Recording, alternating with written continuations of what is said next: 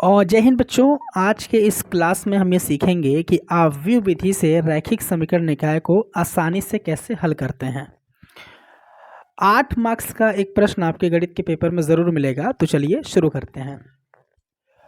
सबसे पहले आप स्टेप समझ लीजिए कि हमें करना क्या होता है। हमें एक इस तरह से इक्वेशन देगा, समीकरण देगा, जो कि ये 2 चर राशि में भी हो सकता है या फिर 3 चर राशि में भी रैखिक समीकरण का युग्म हो सकता है। ठीक है ना, मतलब जो दो युग्म होगा या फिर 3 युग्म होगा। अगर 2 चर राशि वाला रैखिक समीकरण है तो 2 ही युग्म देगा, और अगर 3 चर राशि हैं तो उसके लिए 3 समीकरण का युग्म देगा, है ना। और आपसे बोलेगा कि आव्यूह विधि द्वारा इस समीकरण निकाय को हल कीजिए। तो करेंगे क्या, सबसे पहले आव्यूह ए, आव्यूह एक्स, आव्यूह बी निकालेंगे।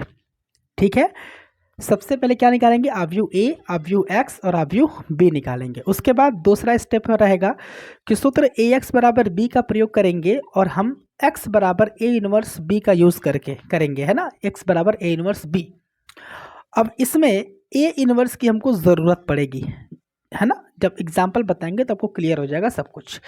ए इनवर्स ज्ञात करेंगे, यहाँ पर हमको पता है कि ए इनवर्स की जरूरत पड़ेगी, तो ए इनवर्स ज्ञात करेंगे और स्टेप 2 में रख करके, यानी कि इस स्टेप में रख करके, यहाँ पर रख करके एक्स व वाई व जेड का मान निकाल लेंगे। ठीक है, अब देखिए हमारे पास सवाल दिया है 2x - 3y बराबर 3, 4x - y बराबर 11। हमें क्या करना है, इसको आव्यूह विधि द्वारा इस समीकरण को हल करना है, यानी कि x और y का मान निकालना है। तो सबसे पहले a निकालिए। तो a क्या है, a है आपका चरों के गुणांकों का आव्यूह। ए क्या है आपका, ए है आपका चरों के गुणांकों का आव्यूह। तो सॉल्यूशन करेंगे, कैसे करेंगे देखिए ध्यान से। लिखेंगे यहाँ पर कि आव्यूह ए, आव्यूह ए। तो चरों का गुणांक क्या है, 2 - 3, 2 - 3, 4 - 1, 4 - 1, ये आ गया आपका ए। ठीक है, आव्यूह x कैसे निकालेंगे, तो x है आपका चरों का आव्यूह। चर कितने हैं, 2 चर हैं, x है और y है। तो इसके लिए आपको x निकालना पड़ेगा। तो x कैसे निकालेंगे, चरों का आव्यूह, तो चर है x और y, तो यह आव्यूह x आ गया। ठीक है, उसके बाद आव्यूह b निकालना है। b क्या है, अचरों का आव्यूह। तो इसमें ये 3 और 11 आपका अचर होता है, तो जो b होगा ये हो जाएगा आपका 3 और 11। ठीक है, ये आ गया आपका ए, एक्स और बी आ गया। ठीक है, अब सूत्र ए एक्स बराबर बी का प्रयोग करेंगे, है ना, ए एक्स बराबर बी का प्रयोग करेंगे। तो अगर ए एक्स बराबर बी है तो यहाँ से अगर आप एक्स का मान निकालेंगे और ए को उधर भेजेंगे तो आपको मिलेगा ए इनवर्स बी, यानी कि ए इनवर्स की ज़रूरत आपको पड़ने वाली है। तो यहाँ पर काम अब क्या होगा, ए इनवर्स निकालने का काम होगा। उसके बाद ए इनवर्स निकल जाएगा, फिर स्टेप 2 में हम रख देंगे, क्योंकि एक्स आपको पता है, बी आपको पता है, ए इनवर्स निकालना है। अब ए इनवर्स निकालना हमने आपको सिखाया है। ए इनवर्स के लिए ज़रूरी क्या होता है, ए इनवर्स के लिए ज़रूरी ये होता है कि हमारे पास क्या हो, एडजॉइंट हो और बटे में उसका सारणिक हो। तो पहले सारणिक आप निकाल लीजिए इस ए का, ठीक है ना। तो चूंकि सारणिक ए बराबर आपके पास आएगा 2 - 3 4 - 1, ठीक है, सारणिक का चिन्ह यहाँ पे बराबर कैसे निकालेंगे, 2 एकम में -2 माइनस सूत्र वाला, 3 चौके 12 माइनस का 12 तो प्लस का 12 आएगा, है ना। तो आपको क्या मिलेगा यहाँ पर, आपको मिलेगा 10। ठीक है, जो कि 0 के बराबर नहीं है। इसका मतलब क्या हुआ, इसका मतलब होगा कि ए इनवर्स का अस्तित्व है। ए मतलब होता है ए इनवर्स का अस्तित्व है, यानी कि ए इनवर्स निकाला जा सकता है। ठीक है, अच्छा ये तो आ गया कि इसका मान, ए का सारणिक का मान 10 है। अब एडजॉइंट ए निकालना है। तो एडजॉइंट ए निकालने के लिए आपको क्या करना पड़ेगा, एडजॉइंट ए निकालने के लिए आपको क्या करना पड़ेगा, सहखंडों से सहखंडों से सहखंडों से निर्मित एक आव्यूह निकालना पड़ेगा, है ना। सहखंडों से निर्मित एक आव्यूह निकालना पड़ेगा, और उस आव्यूह को हम मान लेते हैं बी है, और उसमें किस प्रकार के अवयव होंगे, A11, A12, A13 और A21 और A22, ये इस प्रकार से। तो हमको A11 चाहिए, A12 चाहिए, A21 चाहिए और A22 चाहिए। ठीक है, तो अगर आपके पास 2x2 का अवयव है तो आप इजीली b निकाल सकते हैं। देखिए मैं बताता हूँ कैसे निकालेंगे। b बराबर आप लिख लेंगे और एक अवयव का चिन्ह बना लेंगे, ठीक है ना। ये है आपका a, तो आपको कुछ नहीं करना है, इन दोनों को अदला बदली कर देना है। 2 -1 है तो -1 2 की जगह पे जाएगा, 2 -1 की जगह पे आएगा, मतलब -1 2 आएगा, -1 2, ठीक है। अब इन दोनों को जब अदला बदली करेंगे तो चिन्ह भी बदलेंगे। जैसे -3 यहाँ पे आएगा तो +3 हो जाएगा, और 4 यहाँ पे जाएगा तो -4 हो जाएगा, यानी कि आपको मिलेगा -4 3। यहाँ पे आ गया -4 और यहाँ पे आ गया 3। तो ये आपका b है। क्या है ये? b है। b मतलब सखंडों से निर्मित एक अवयव है। तो b का मान आ गया -1 -4 3 और 2, ठीक है। अब आप आराम से निकाल सकते हैं क्या? Adjoint a। तो एडजॉइंट a बराबर होता है b का परिवर्त, यानी कि जो b आया इसका परिवर्त। तो b का परिवर्त क्या होगा? -1 -4, पहली जो पंक्ति है पहला कॉलम बनेगा -1 -4, दूसरी पंक्ति दूसरी कॉलम बनेगी 3 और 2, ठीक है। ये हो गया आपका एडजॉइंट ए। और आपने ए का सारणिक यहाँ पर निकाला है, कितना था? 10 था, यहाँ पर आ गया 10, ठीक है। अब आप यहाँ से निकालेंगे ए इनवर्स। तो ए इनवर्स बराबर क्या होता है? तो 1/a का सारणिक एडजॉइंट ए। क्लियर है ना? Adjoint A. तो 1/a का सारणिक कितना है? यहाँ पे 10 है, ठीक है।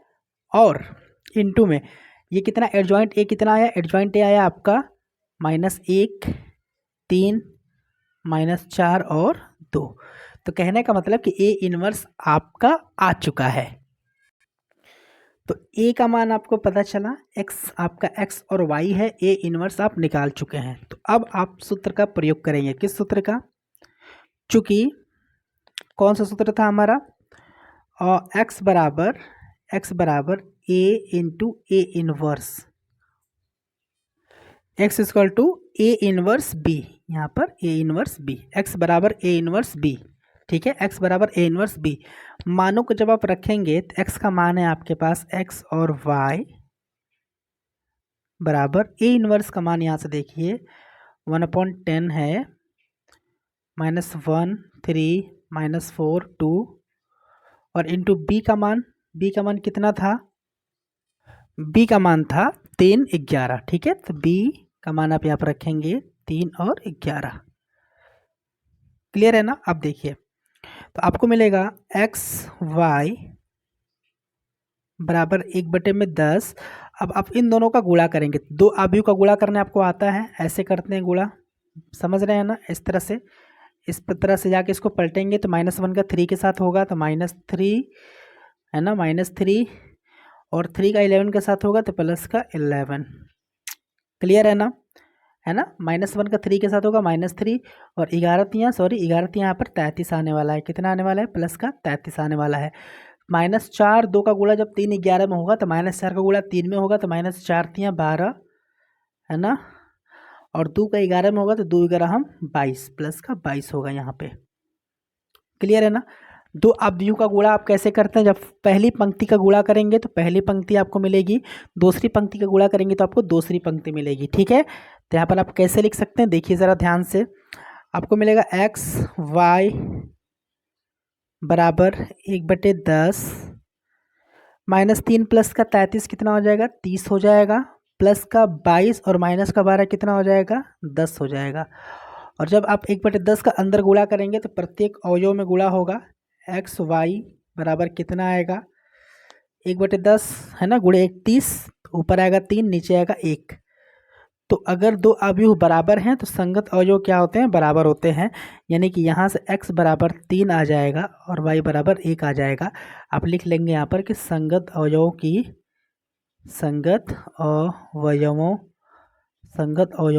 तुलना करने पर तो ये क्या हो जाएगा? आपका आंसर हो जाएगा, ठीक है ना। ये हो जाएगा आपका आंसर, x बराबर 3 और y बराबर 1।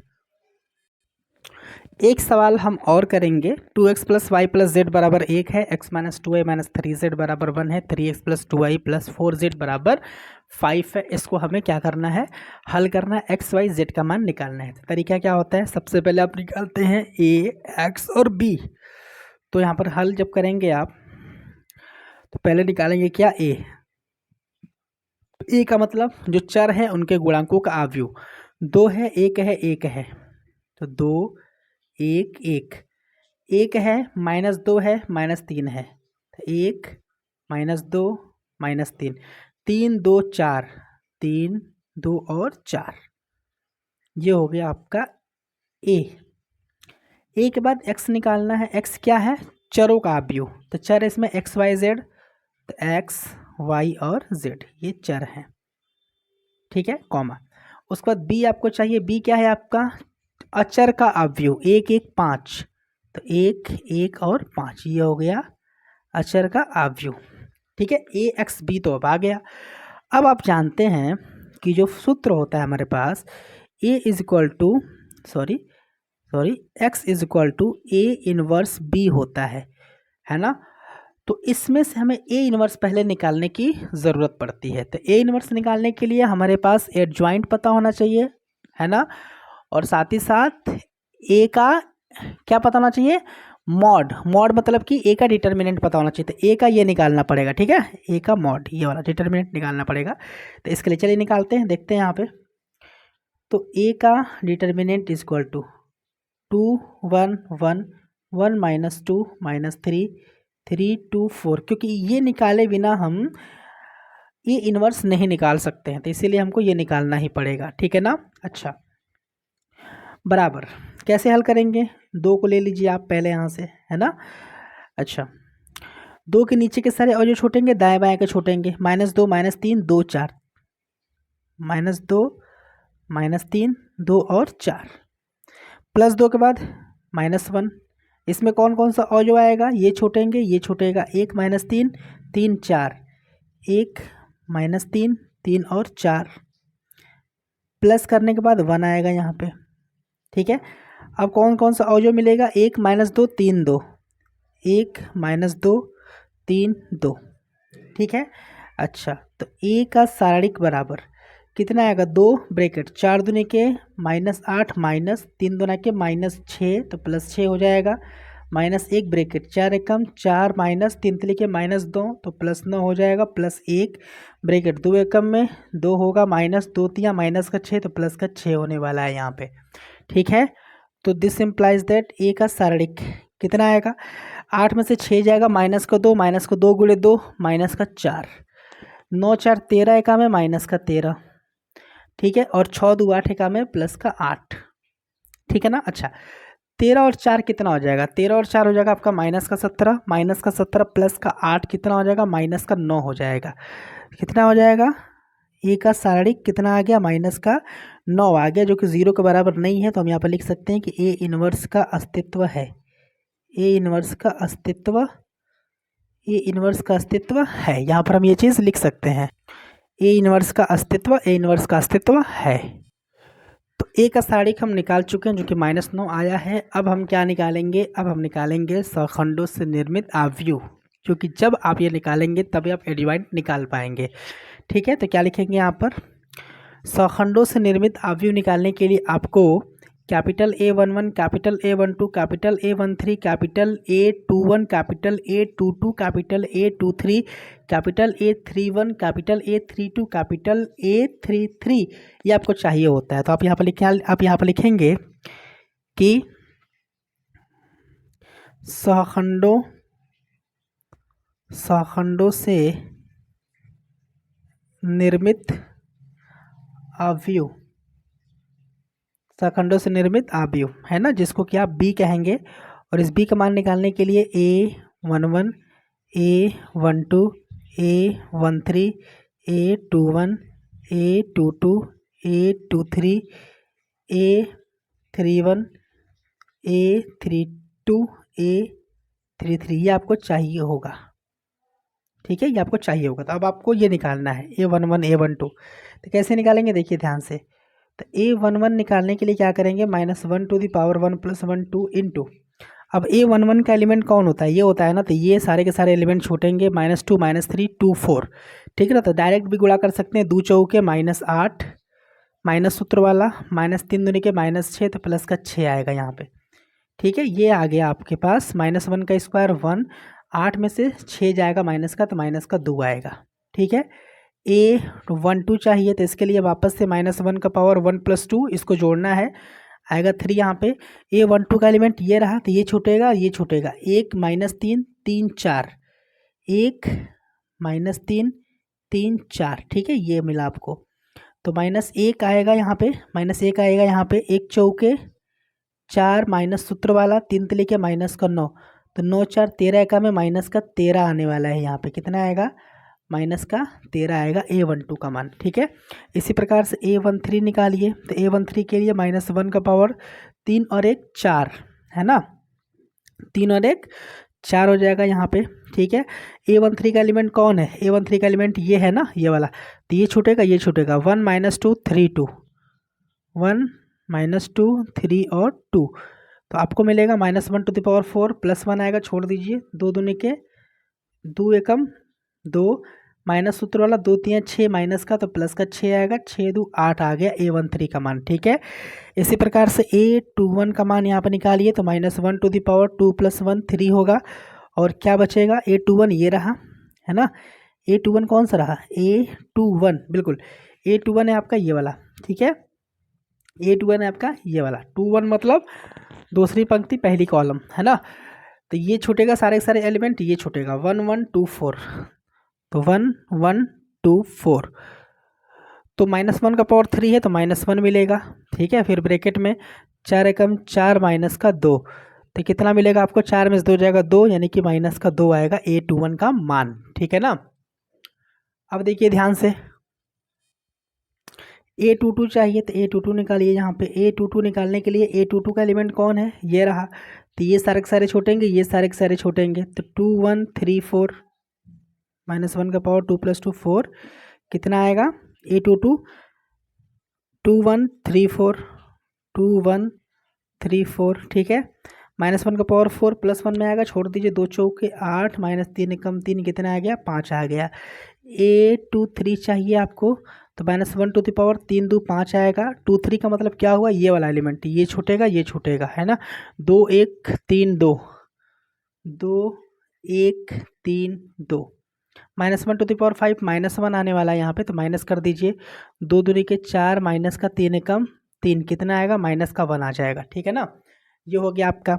उसके बाद A23 के बाद A31 चाहिए, तो A31 -1⁴ 3 + 1 4 हो गया। A31 कौन सा एलिमेंट है, ये है, तो ये छूटेगा, ये छूटेगा, 1 1 -2 -3, 1 1 -2 -3, तो -1 का पावर 4 है, तो +1 ही आएगा, तो आपको मिलेगा 3 एकम -3 माइनस सूत्र वाला प्लस हो जाएगा 2 एकम 2। ठीक है, तो मिलेगा यहाँ पर -1। ठीक है, A31 हो गया। A32 कितना आएगा, A32 कितना आएगा भाई, A32 आपको मिलेगा कितना, -1⁴ 3 2 5 होने वाला है यहाँ पे, और A32 का एलिमेंट ये रहा।